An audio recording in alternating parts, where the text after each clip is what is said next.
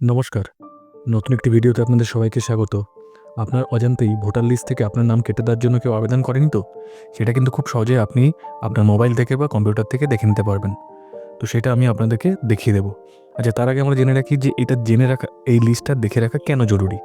আপনার মোবাইল যদি ভোটার কার্ডের সাথে লিঙ্ক না থাকে তাহলে কিন্তু আপনার মোবাইলে কোনো এসএমএস আসবে না, ফলে আপনি জানতেও পারবেন না।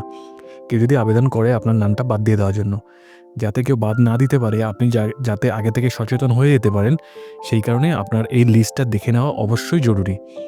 আপনি আপনাদের লিস্ট দেখে নিতে পারবেন। সেই পদ্ধতিটা আমি আপনাদেরকে দেখিয়ে দিচ্ছি। তো চলুন সেটা দেখে নেওয়া যাক।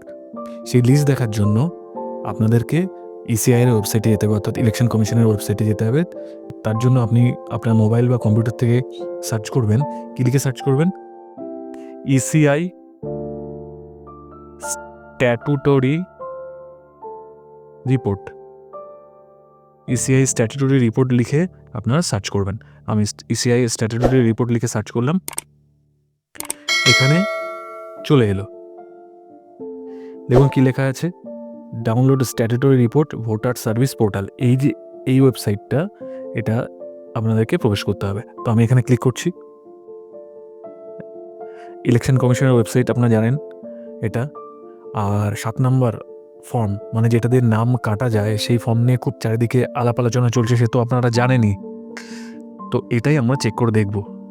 এখানে আপনাদের স্টেট সিলেক্ট করবেন। আমরা সেখান থেকে ওয়েস্ট বেঙ্গল চুজ করলাম।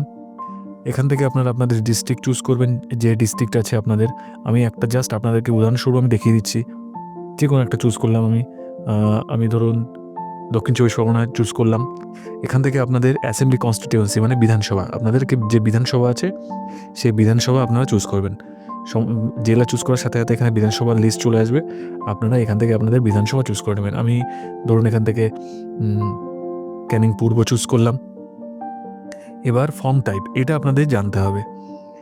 যদি আপনারা দেখতে চান যে আপনাদের বিরুদ্ধে কেউ ফর্ম জমা করেছে কিনা নাম কেটে দেওয়ার জন্য, সেক্ষেত্রে আপনারা কোনটা সিলেক্ট করবেন? এই যে ফর্ম 10, ফর্ম 10কে আপনাদের সিলেক্ট করতে হবে। ফর্ম 7 হলো নাম বাদ দেওয়ার জন্য। আর যাদের বিরুদ্ধে অ্যাপিল করা হয়েছে সেই টোটাল লিস্টটা থাকবে ফর্ম 10-এ। এই 10 আপনারা সিলেক্ট করবেন। এখান থেকে আপনাদের জেনারেশন ডেট দিতে হবে, কোন ডেটে আপনি দেখতে চাইছেন। এখানে আপনি ক্যালেন্ডার চুজ করে দেখতে পাবেন যে টোটাল লিস্টগুলো রয়েছে, কবে থেকে আপনি দেখতে চাইছেন। আমি ধরুন চুজ করলাম জানুয়ারি মাসের শেষ দিন চুজ করলাম। আপনি আপনাদের পছন্দ মতন ডেট চুজ করে নেবেন। নিয়ে এবার আপনাদের এই যে ক্যাপচাটা আছে, ক্যাপচাটা আপনারা বসিয়ে দেবেন। আমি ক্যাপচাটা বসিয়ে দিচ্ছি। ক্যাপচা বসিয়ে দিলাম। বসিয়ে দিয়ে ডাউনলোডে ক্লিক করবেন।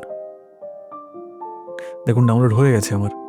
ডাউনলোড হয়ে এখানে লিস্টও চলে এসছে। এই যে আমি একটু বড় করে দেখিয়ে দিই আপনাদের।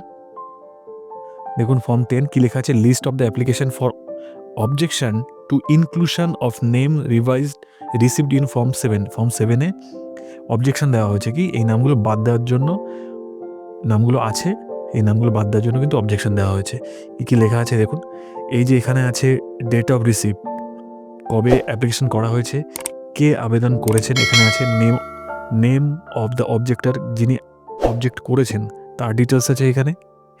এখানে যার এই অংশটা, এই যে অংশটা আমি দেখাচ্ছি, এই অংশতে কি আছে, এখানে আছে যার বিরুদ্ধে, যার নাম বাদ দেওয়ার জন্য আবেদন করা হয়েছে, তার পার্ট নাম্বার আছে, তার সিরিয়াল নাম্বার আছে এবং তার নাম আছে। এখানে রিজন আছে, কোন কারণের জন্য বাদ দেওয়া হয়েছে। দেখুন এখানে ডেথ বলে লেখা আছে।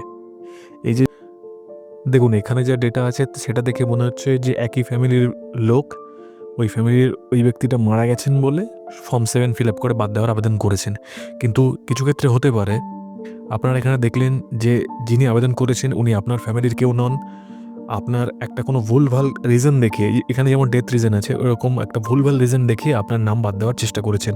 সেক্ষেত্রে আপনারা কী করবেন, এরকম আপনাদের নজরে এলেই সঙ্গে সঙ্গে আপনারা আপনাদের ইআরওকে বা এইআরওকে জানাবেন, তাদের গোচরে আনবেন, ব্যাপারটার সমস্যার সমাধান হয়ে যাবে। তো এই ছিল আজকে ইনফরমেশন। ভিডিওটি ভালো লাগলে লাইক করবেন, যদি কোনো জিজ্ঞাসা থাকে তো কমেন্টে জানাতে পারেন। চ্যানেলটি সাবস্ক্রাইব করে পাশে থাকবেন। ধন্যবাদ।